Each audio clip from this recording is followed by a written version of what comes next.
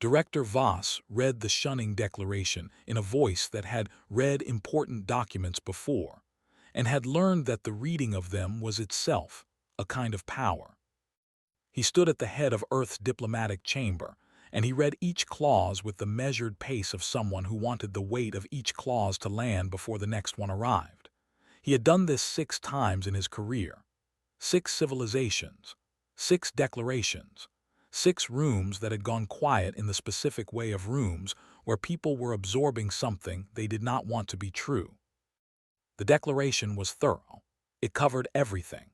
The Galactic Trade Consortium and its 200-member civilizations were formally severing all trade relationships with humanity effective immediately upon declaration. No human vessel would be permitted to use consortium trade routes. No consortium member civilization would purchase human goods or services. No human colony or station would receive supply shipments through consortium infrastructure. All existing trade agreements between humanity and consortium members were suspended pending humanity's compliance with the consortium's framework for regulated engagement. The galaxy was closing its doors. Voss reached the final clause, read it, set the document down on the table. He looked up. He expected the specific expression he had seen 6 times before. The expression that came in the moment after a shunning declaration was read aloud in a diplomatic chamber, the expression of a civilization processing the arithmetic of its situation and arriving at the conclusion that the arithmetic pointed toward. Shock first, then the specific quality of fear that came from economic calculation, then the beginning of the questions that preceded the compliance conversation. He had seen that expression 6 times. What he saw instead was Dr. Sarah Chen. She was sitting at the diplomatic table with her notes in front of her and her hands folded on top of them, and a small smile on her face. Not a large smile, not a triumphant one.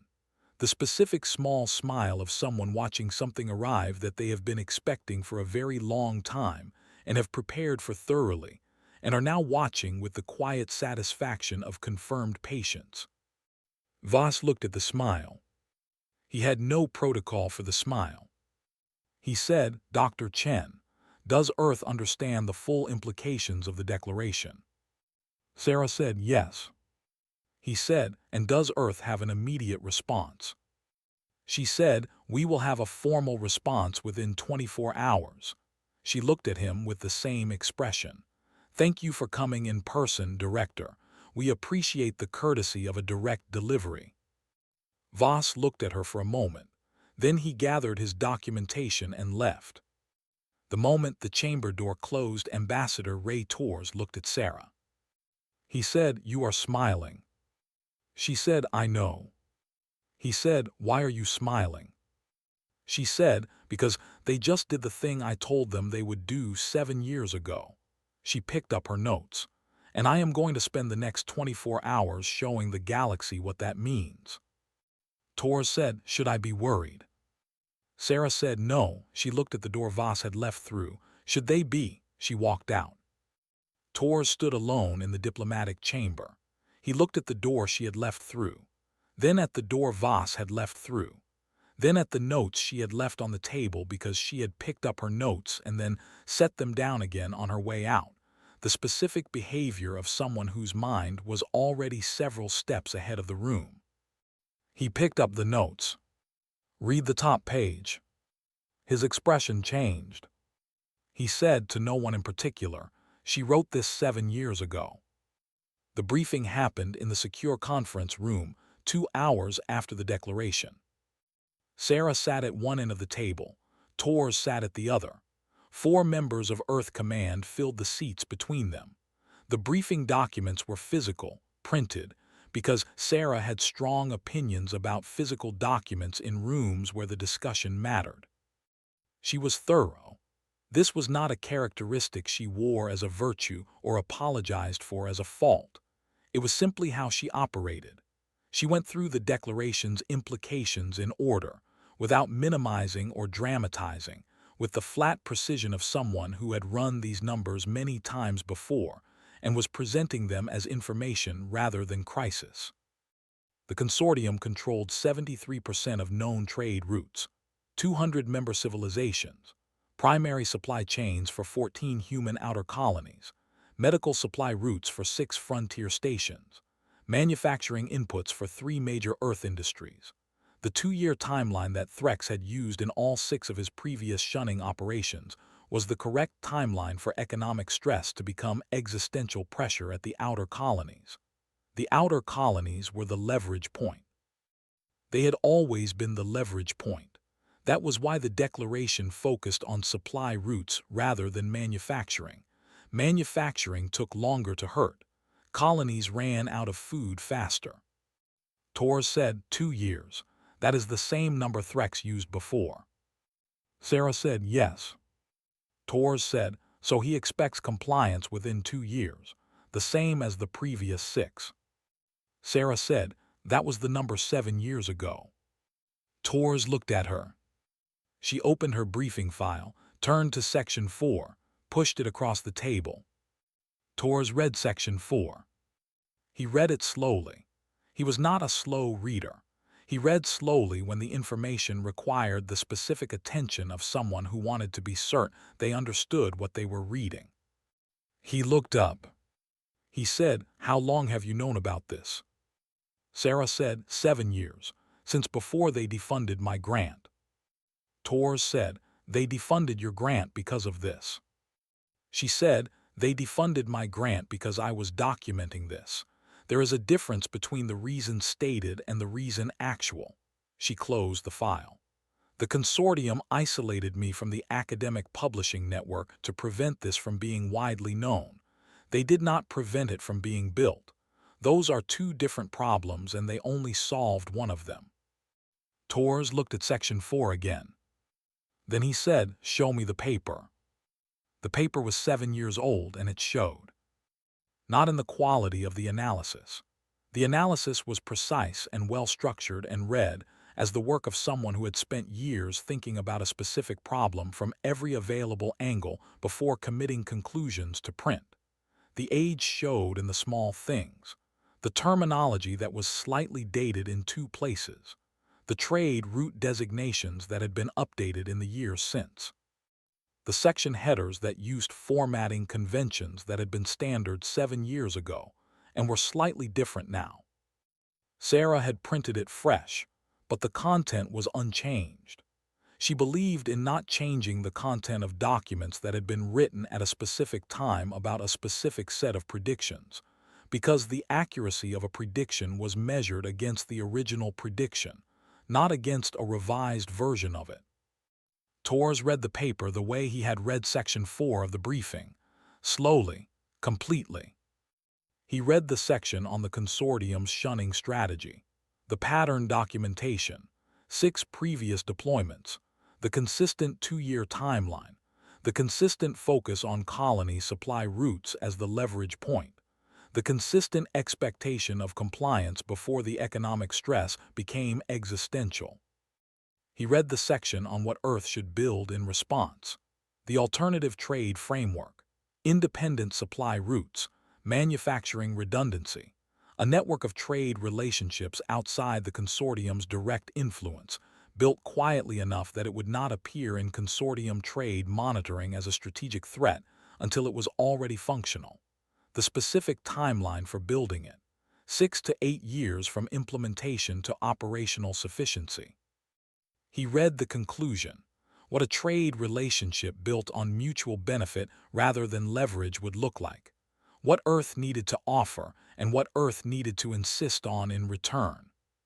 He set the paper down. He said, did anyone implement this? Sarah said, I gave it to Commander Webb 6 years ago. Tors said, Commander Webb of Trade Route Security.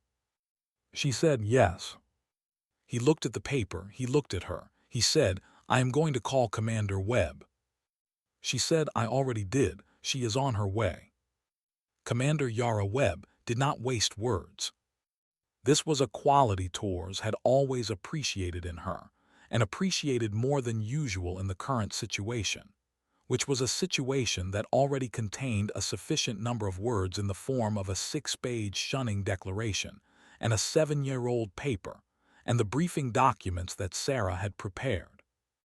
Webb set her own briefing on the table, opened it, said nothing for a moment, which was her way of giving people time to look at the first page before she began speaking about it. Tors looked at the first page, then at Webb. She said, 6 years ago, Dr. Chen provided a strategic framework for alternative trade infrastructure development. Earth Command authorized implementation 18 months after receiving it, following internal review. Tors said, I was not briefed on this. Webb said, it was implemented under infrastructure development classification, routine designation in the operational budget, not flagged as strategic. Tors looked at Sarah. Sarah did not look apologetic. She looked like a person who had made a specific decision about classification 6 years ago and stood behind it. Webb said, shall I continue? Tors said, please.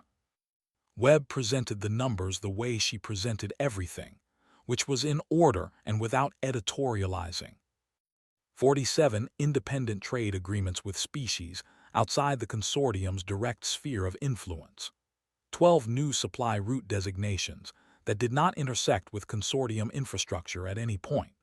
4 alternative manufacturing partnerships covering the 3 Earth industries that had consortium-dependent inputs, with the 4th partnership providing redundancy. Medical supply chains for all 6 frontier stations rerouted through independent channels 8 months ago. Outer colony supply independence achieved for 11 of the 14 colonies the declaration had specifically targeted. The remaining 3 in active progress with operational redundancy expected within 4 months. Tors said the 2-year timeline. Webb said is no longer accurate. He said, how long can we sustain the shunning? Webb looked at her data. She said indefinitely with adjustment. The word adjustment was doing a specific amount of work in that sentence, and Tors understood what work it was doing. Indefinitely with adjustment meant not without cost. It meant there would be strain, and the strain would require management. It did not mean crisis. It did not mean the 2-year clock that Threx was running in his office on the assumption that humanity was the same as 6 previous civilizations. Tors sat back in his chair. He looked at Sarah. She had the same small smile she had worn in the diplomatic chamber when Voss finished reading the declaration, the smile of confirmed patience. Tors said, you built the answer before they asked the question. Sarah said, I wrote the answer 7 years ago. Webb built it. I just knew it needed to be built. Webb said, Section 7 of the paper, projected implementation timeline, 6 to 8 years from framework date to operational sufficiency. She looked at Tors. We are at 6 years and 4 months. The supply route independence for the frontier stations came in 8 months ahead of projection. Tors said, ahead of projection. Webb said, Dr. Chen's projections in Section 7 were conservative, standard practice for strategic documents. The actual implementation moved faster than projected in several areas. Tors looked at the paper on the table, at the 7-year-old document with the dated formatting and the precise analysis, and the conclusion that described exactly what was currently happening and exactly what should come next. He said, draft me the formal response. I want to go out within the hour. Sarah said, it is already drafted. He looked at her. She slid a document across the table. He read it. It was exactly what he would have asked for. It was also, as he understood when he reached the 3rd paragraph, the conclusion section of the paper. The part about mutual benefit and mutual agreement and what a trade relationship looked like when both parties were there because they wanted to be. He said, you wrote this 7 years ago. She said 6.5. The conclusion was the last section I finished. He looked at her for a moment. Then he picked up the document and went to deliver Earth's formal response to the shunning declaration of the Galactic Trade Consortium. The response went through official channels to the consortium's diplomatic office. It also went through the same broadcast network Sarah had identified before the declaration arrived, which was most of the galaxy's open communication channels, because Sarah had strong opinions about documents that mattered being available to everyone who might be affected by them. Tors read it aloud on the official channel the way Voss had read the declaration, measured, complete, every word given the time it needed. He read the acknowledgement of the declaration, the note that the declared isolation affected 73% of current consortium-rooted trade, the statement that Earth had been developing alternative frameworks for 6 years and was prepared to maintain all essential functions without consortium infrastructure. He read the part about hopping the relationship could be rebuilt on terms of mutual benefit rather than leverage. Then he read the conclusion, the original conclusion from 7 years ago, updated with current numbers, describing what a genuine trade relationship between equal parties could look like. He stopped reading. There was a silence on the consortium channel. Then the channel closed. Threx received the response in his offices on the consortium's administrative station. He read it. He was not a man who rushed his reading of important documents. He read the acknowledgement, the infrastructure numbers, the supply route claims, the manufacturing redundancy, the medical supply chain independence. He sent the numbers to his analysis team. He said he wanted verification. The verification took 4 hours. His analysis team was the best economic analysis operation in the known galaxy. They had verified trade data for 40 years. They knew how to check claims. The verification came back confirming the claims. All of them, the 47 independent agreements, the 12 supply routes, the frontier station medical chains, the outer colony numbers, all of it confirmed by independent analysis against available data. He looked at the verification for a long time. Then he sent a message to his team asking how this was possible. His team spent 2 hours preparing a response. The response described the implementation approach, the infrastructure development classification, the routine budget designations, the specific selection of trade partners outside the consortium's monitoring priority zones, the timing of route establishment relative to consortium monitoring cycles. Threx read the word designations. He understood. He sent one line back to his team. How long have they been doing this? They checked, sent back 6 years.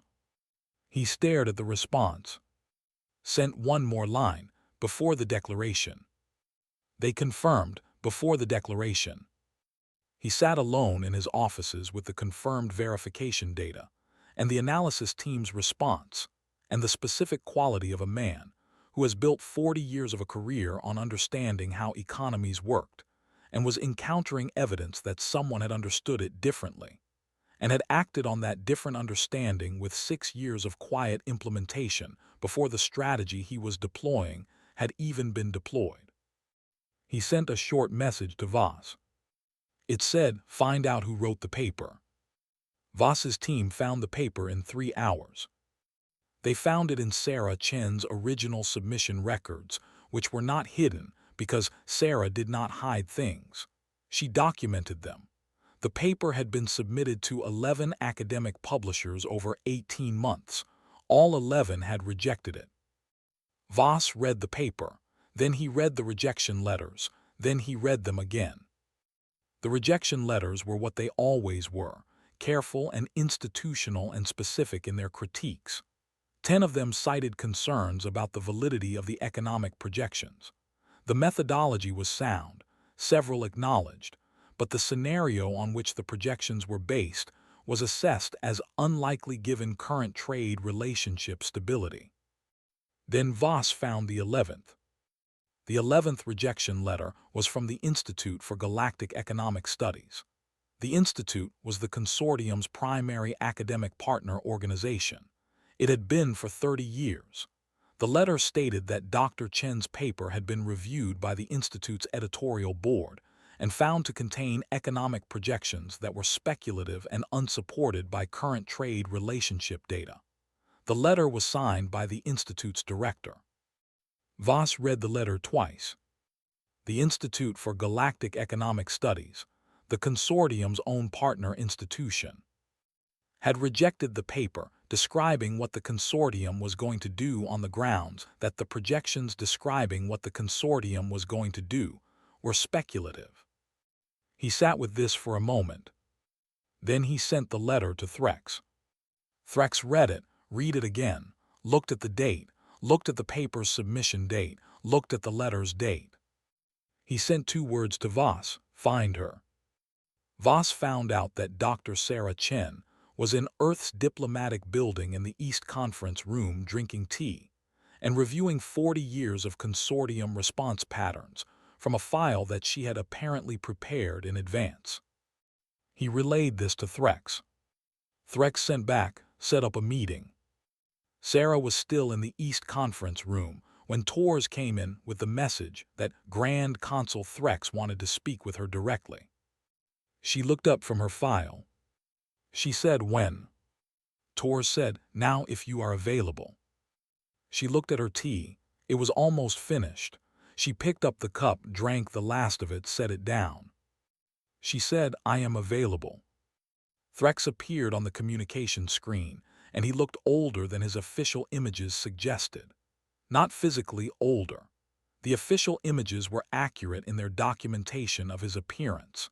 He looked older in the way of someone who had been right about everything for a very long time and was sitting with the specific quality of being wrong for the first time and understanding what it cost. He said, "Dr. Chen." She said, "Grand Consul." He said, "I read your paper." She said, "Which version? The original submission or the updated version we filed as our formal response?" He said, "Both." She said, "The projections held up reasonably well. I was slightly off in Section 9 on the timeline for alternative manufacturing partnerships. I projected 7 years. Webb's team achieved it in 5.5. He said, "The projections held up exactly." She said, "Section 9 was slightly ahead of projection." He looked at her. "You wrote this 7 years ago."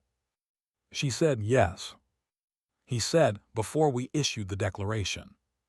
She said, "The declaration was predictable. You had used the same strategy 6 times in 20 years. The pattern was documented in trade records that are publicly available. I put the pattern in order and described what it indicated about future behavior and what the appropriate response to that future behavior would be." She looked at him. It was not a difficult paper to write. It required attention to publicly available information and willingness to follow the implications of that information to their conclusion. He said, "We defunded your research." She said, "You defunded my grant. You did not defund my research. There is a difference between funding and the research itself. The research was done. The paper was written. What the defunding accomplished was removing my institutional affiliation and preventing publication through standard channels." She paused. "It did not change what I had documented or what I had concluded." He was quiet for a moment. He said, "Dr. Chen, what do you want?" She said, "What I have always wanted. It is in the conclusion of the paper, the one your partner institution called speculative." She looked at him. "Trade relationships built on mutual benefit and mutual agreement, not leverage, not isolation as a tool. Genuine exchange between parties who have both chosen to participate because the exchange is beneficial to them." She paused. "Grand Consul, you have 200 member civilizations. They are all members because the alternative to membership was being shunned. That is not a trade network. That is a leverage network that has been calling itself a trade network for 40 years. He said, "And what is Earth offering?" She said, "What we have always offered. What we had before the declaration. Trade, research, cooperation, exchange. On terms that both parties have agreed to because the terms are beneficial and not because one party had no alternative." She looked at him steadily.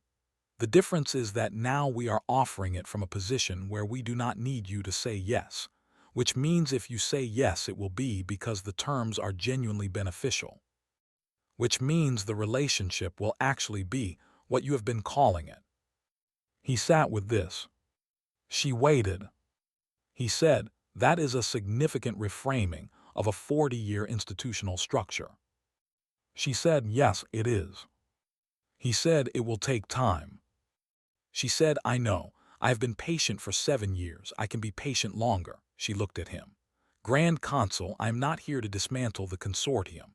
I am here to suggest that the consortium built on genuine mutual benefit will be more durable than the one built on leverage. The leverage model works until it encounters a civilization that has built around it. We built around it. Others will too, now that they know it is possible. She paused. The choice is whether the consortium adapts or whether it continues to operate a model that is now demonstrably incomplete. He looked at her for a long time. He said, I will need to consult with my member civilizations. She said, of course, take the time you need. The channel closed. Tors, who had been in the room, said, he is going to back down. She said, he is going to adjust. The distinction is important. Backing down ends the relationship. Adjusting continues it on different terms. She picked up her file. We want the adjustment. We want the consortium to still exist, functioning better with us as genuine participants rather than a shunned civilization or a compliant one. She looked at Tors. The goal was never to win against the consortium. The goal was to change what winning looked like for both of us. Tors looked at her. You have been thinking about this for 7 years. She said, longer. The paper took 18 months to write. I started thinking about it before that. She picked up her teacup, found it empty, set it back down. Could someone get me more tea? The smaller civilization started calling within 48 hours. They were cautious. They used careful language, institutional language, the language of organizations that were aware of their position relative to the consortium and were not ready to announce anything publicly. But they called. They had read the formal response. They had read the paper, which was publicly available now in a way it had not been when it was being rejected by 11 publishers. They had looked at the 47 independent trade agreements that Commander Webb had mentioned in the briefing summary that Sarah had also distributed publicly. They were asking if those agreements were open to additional parties. Tors brought Sarah the first 3 inquiries. She read them. She said, yes, all of them. Tors said, you are sure we should be expanding the network this quickly? She said, the agreements were designed to be expandable from the beginning. Section 6 of the paper. The network architecture should allow for growth without requiring reconstruction of the foundational roots. Tors said, you planned for this. She said, I planned for everything. That was the point of the paper. If you are going to write a document about what is going to happen and what to do about it, you should plan for what happens after what you are doing about it works. Tors said, and if it had not worked? She said, then I would have been wrong and the paper would have been speculative and unsupported and 11 publishers would have been correct. She looked at the inquiries. But it worked. So I was right and the paper was accurate and 11 publishers were wrong. She paused. And the consortium's partner institution, which called my projections unsupported, was working from a position of significant conflict of interest, which is something I noted in my original submission cover letter, and which none of the rejection letters addressed. Tors said, you noted the conflict of interest in the cover letter. She said it seemed relevant. He shook his head. He drafted responses to the 3 inquiries.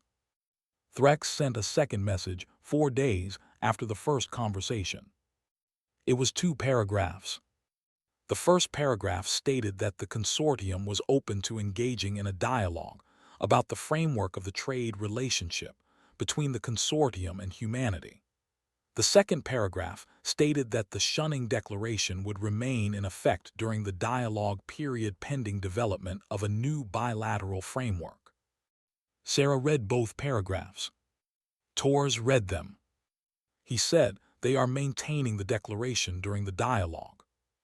She said, of course, the declaration is their leverage. They will maintain it as long as they believe it gives them negotiating position. She set the message down. Let them maintain it. Tors said, we can afford to. She said, we can afford to. The declaration affects our consortium-rooted trade.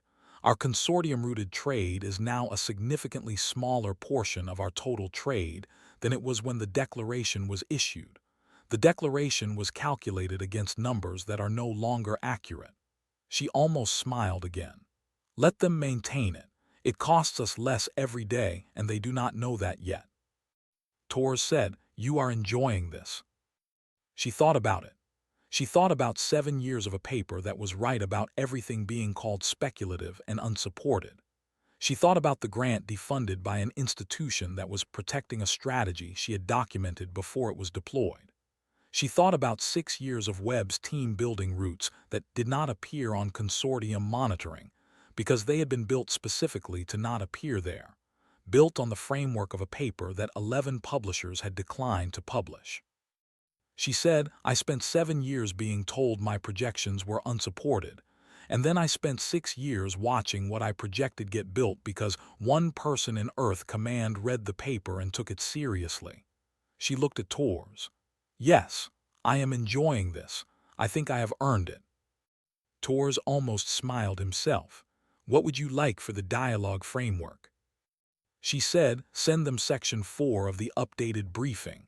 It describes the mutual benefit structure. Let them read it and tell us what they think. She paused. They will recognize it from the paper. I want them to recognize it. I want the first thing they bring to the dialogue to be a document they have already rejected once. Tors said, that is either a brilliant opening or it will make them defensive.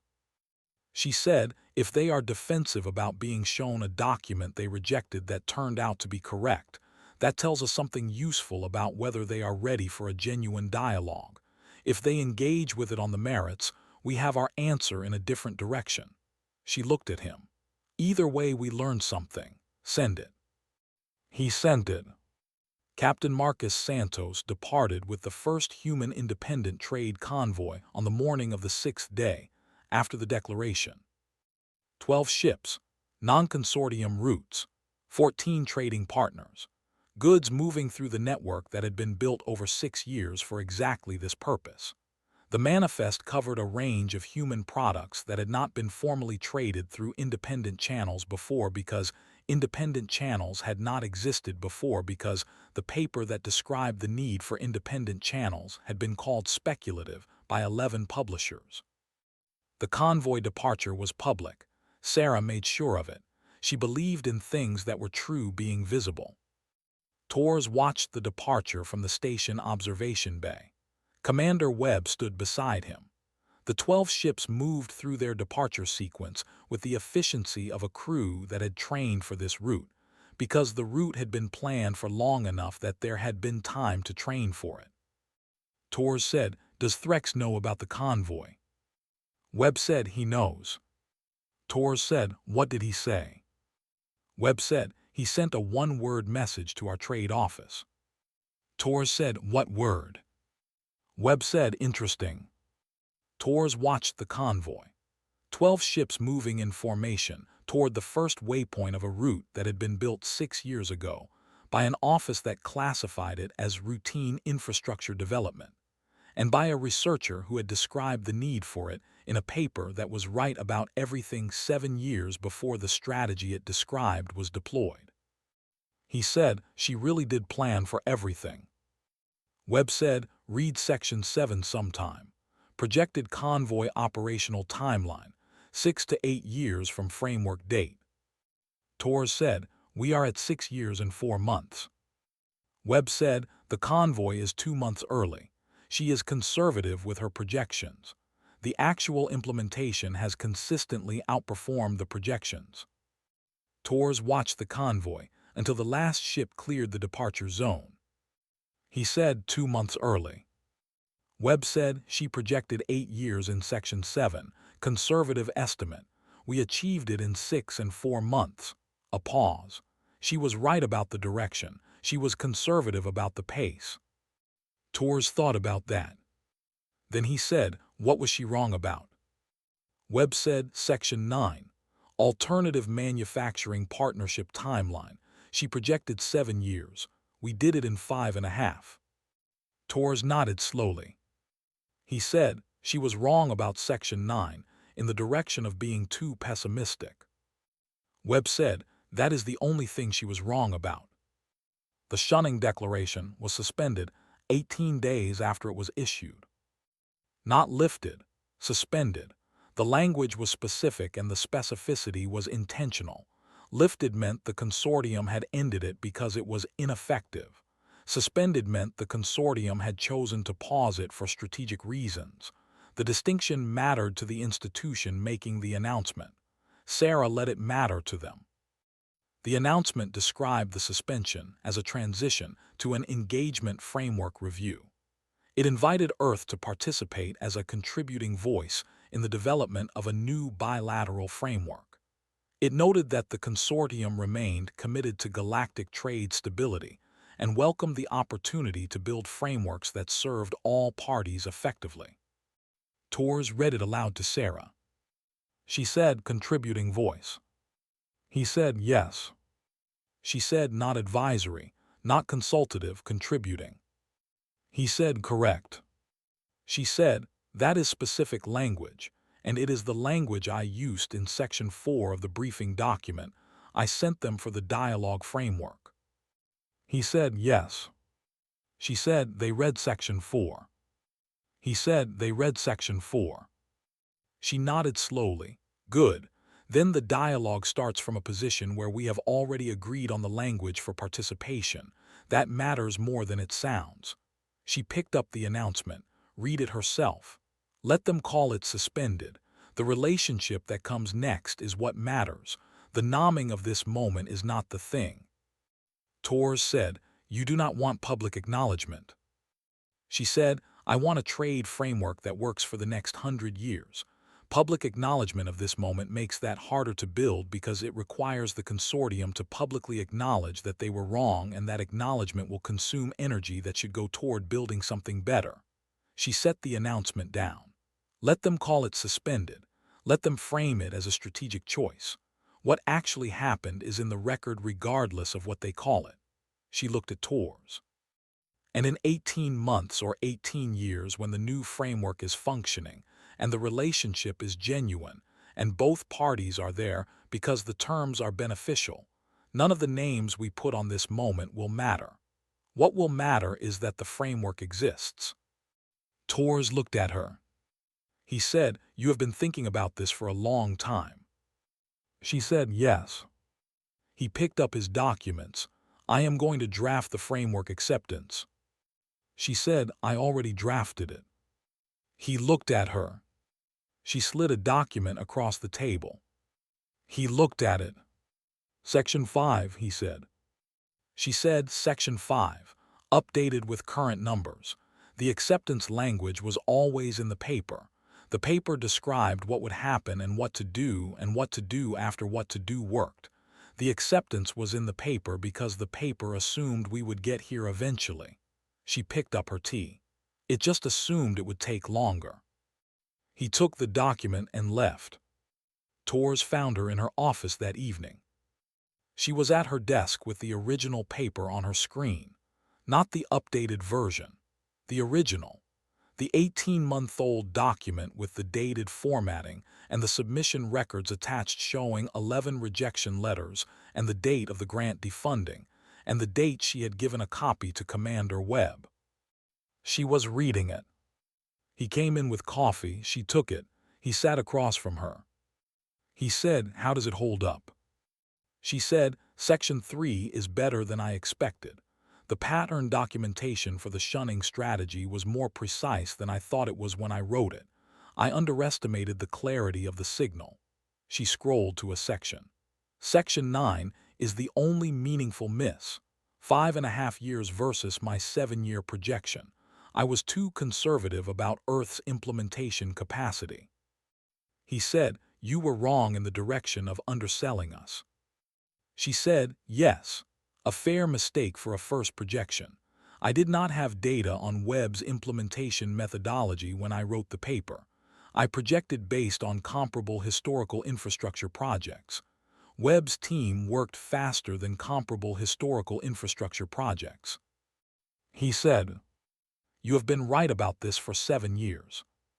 She looked at the screen, at the paper with the 11 rejection letters attached, at the submission records showing the consortium's own institution calling the projections speculative. She said, "I have been right about the economics for 7 years. The economics were not the hard part. The hard part was the 6 years of building while not knowing for certain when the declaration would come, or if it would, or whether what we built would be sufficient when it did." She paused. That was Webb. She built something she had never built before on the basis of a paper I had written that had not been published, and on the instruction of a section of Earth Command that had authorized the project without briefing the rest of Earth Command. She looked at Tors. "I wrote the paper. Webb built the answer. Tors delivered the response. That is the actual story." Tors said, "You wrote the paper." Anyone could have written the paper. The data was there. The pattern was documented. The implications were followable. I put them in order and described what they indicated. She closed the paper on her screen. The screen went to the document management interface. 11 submission records, 11 rejections. The consortium believed that if the paper did not exist as a published document, the thing the paper described could not happen, that the description and the reality were the same thing. She looked at the blank screen. They were wrong about that. The reality was the reality with or without the paper. Suppressing the description just means you are unprepared when the reality arrives. Tors said, "And now?" She said, "Now the paper exists in the official record as Earth's formal diplomatic response to a shunning declaration.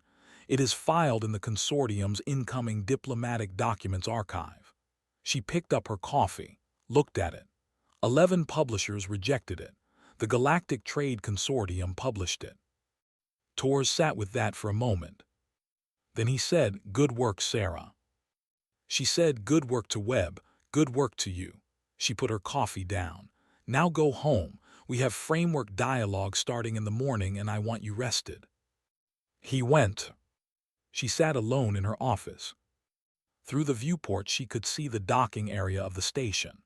Captain Santos's convoy was 4 days out and moving through its second waypoint on a route that had been built 6 years ago for exactly this purpose. 14 trading partners waiting.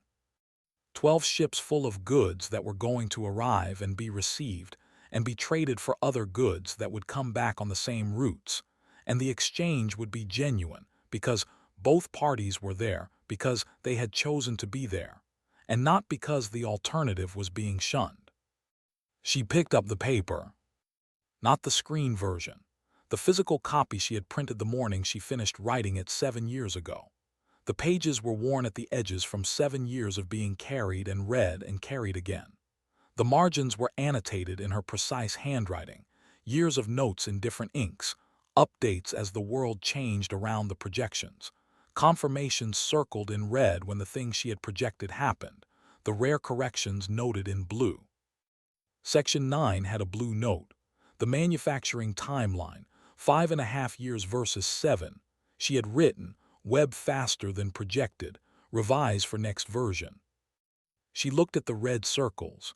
There were many of them, the pattern in the consortium's behavior, the 2-year timeline, the colony supply focus, the declaration language, the response from smaller civilizations, the one-word message from Threx when the convoy departed.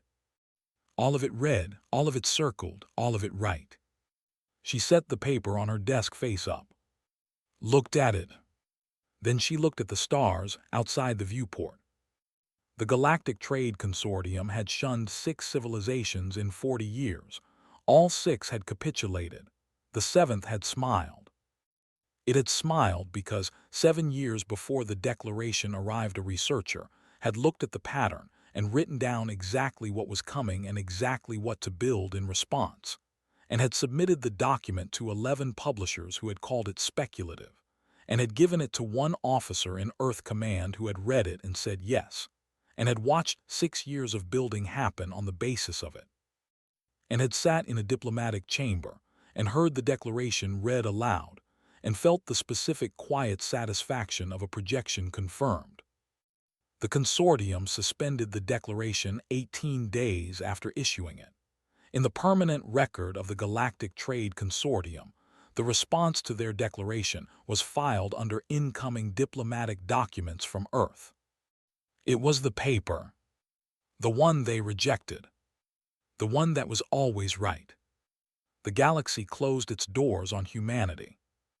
Humanity walked away smiling, because humanity already had other doors. They had built them themselves 6 years ago before anyone asked.